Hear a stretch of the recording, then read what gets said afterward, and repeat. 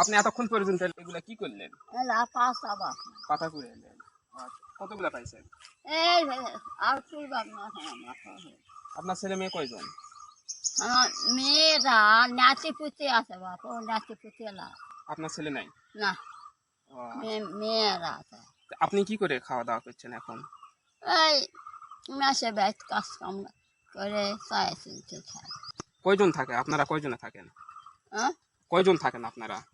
আমরা ওই হ্যাঁ, নাচি পুতি বউ নিয়ে থাকি থাকেন। তা আপনার খাওয়া খরচটা কে দেয়? খাওয়া খোঁজ করছি তো গা ভি করে খাই ও আচ্ছা, আপনার কোনো ছেলে নাই? না মেয়ে কয়টা? মেয়ে আদায় করলি তো একটা মেয়ে।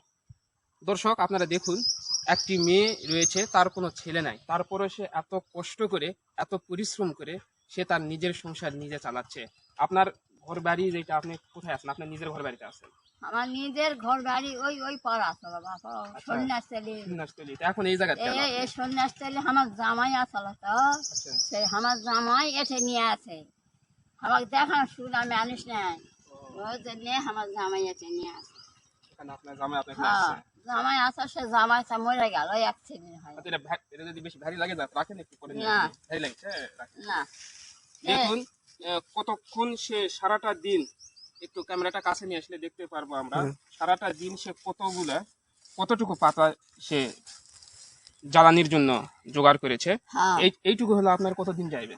এইটুকু হলে এই একদিন আবার আপনি আবার আবার আসতে হবে, তাই না? আপনার কি চোখের সমস্যা? হয় বাবা চোখের সমস্যা, আর এই চোখে দেখতে পান? হ্যাঁ হ্যাঁ এই চোখ অপারেশন বা কোনো ডাক্তারের কাছে দেখানো? ও দেখছে বাপ ওই এগত গেছো না ওই আমি জয়পুর গেছো না ওই এখন গেছো না হয় না দেখিস এক হয়েছে তা হয়নি টাকা লাগবে আরো 5,000 করে টাকা লাগবে আচ্ছা, তা আপনার জামের কাছ থেকে কি আপনি টাকা চাইছিলেন চোখ অপারেশন করার জন্য? না তো আপনার তো দ্রুত অপারেশন করা লাগবে, না হলে আস্তে আস্তে এই চোখে যখন ইয়ে হয়ে যাবে তখন ও দেখতে পাবেন বাপ না আপনি। এখন কি করবো বাপ হ্যাঁ, ওইটাই। সব মানুষে বুঝে বাপ দর্শক, এখান থেকে একটি আমাদের শিক্ষণীয় একটি বিষয় রয়েছে। আমরা কিন্তু এমন একটি বৃদ্ধ বয়সে বা এমন একটি পজিশনে চলে আসব, তাই ছেলে মেয়ে রয়েছে, তার কিন্তু কোনো ছেলে নেই, কিন্তু এমন অসংখ্য লোক রয়েছে যাদের ছেলে রয়েছে, তারাও কিন্তু এই বয়সে এসেও পরিশ্রম করে খায়। মেয়ে রয়েছে ইনার, এই মেয়েকে কিন্তু সে ছোট থেকে অনেক কষ্ট করে অনেক বড় করেছে, হ্যাঁ হ্যাঁ তারপরেও কিন্তু এখন এই বয়সে এসেও তাকে আবার পুনরায় পরিশ্রম করেই খেতে হচ্ছে।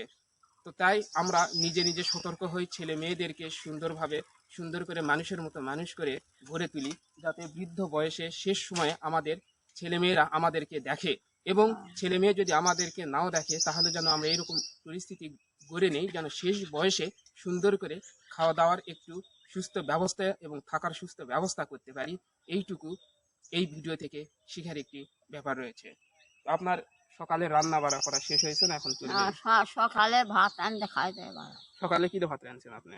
এই তরকারি নেই আর ডিম ভাজে খাইতে পারে দুপুরে দুপুরে ওই আলা ছুঁয়েছি ওকে খামো আপনারা, আপনার স্বামী কি বেঁচে আছে?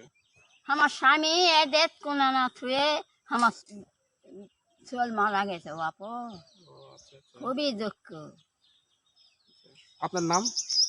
আমার নাম হচ্ছে আনবিয়া আনবিয়া।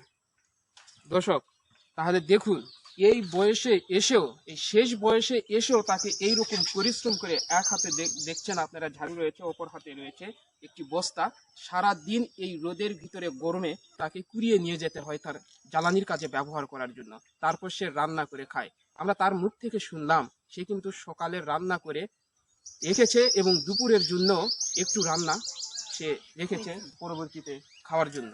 আমাদের ছেলে মেয়েকে সুন্দর করে মানুষের মতো মানুষ করে গড়ে তুলতে হবে, তাদেরকে অবশ্যই ইসলামিক দিক দিয়ে মানুষ করতে হবে, তাহলে তারা বাবা মার কষ্ট বুঝবে। তাহলে ঠিক আছে, তাহলে আপনি ভালো থাকেন। হ্যাঁ, এই যে টাকা রাখেন, না 20 টাকা রাখেন, রাখেন। ঠিক আছে, যান। সব এমনি ছিল হ্যাঁ, এরা 5 বার ঠিক আছে।